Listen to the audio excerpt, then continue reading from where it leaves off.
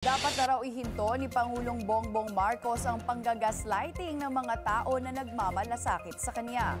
Sinabi yan ni Vice President Sara Duterte sa isang ambush interview matapos sabihin ng Pangulo na nababahala siya sa kalagayan ng kanyang kapatid na si Senador Amy Marcos.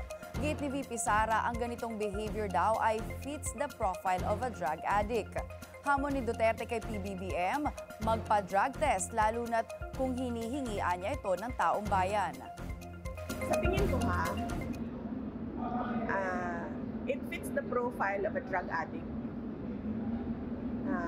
na ginagaslight yung mga mahal nila sa buhay. Na kapag sinasabi nung mahal nila sa buhay, may problema ka, sasabihin nila na wala akong problema, ikaw yung problema. Kaugnay naman sa usapin ng pagsalo niya ng posisyon.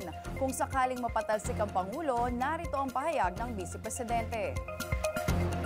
Of course, there is no question about my readiness. I presented myself to you when I was a candidate for Vice President with the understanding that I am the first in line in succession. Pinresenta ko sa inyo, tumakbo ako bilang Vice President, pinresenta ko sa inyo yon. Ang sarili ko at alam ko na first in line ako sa succession. Wala nang tanong doon kung ano ang gagawin ko.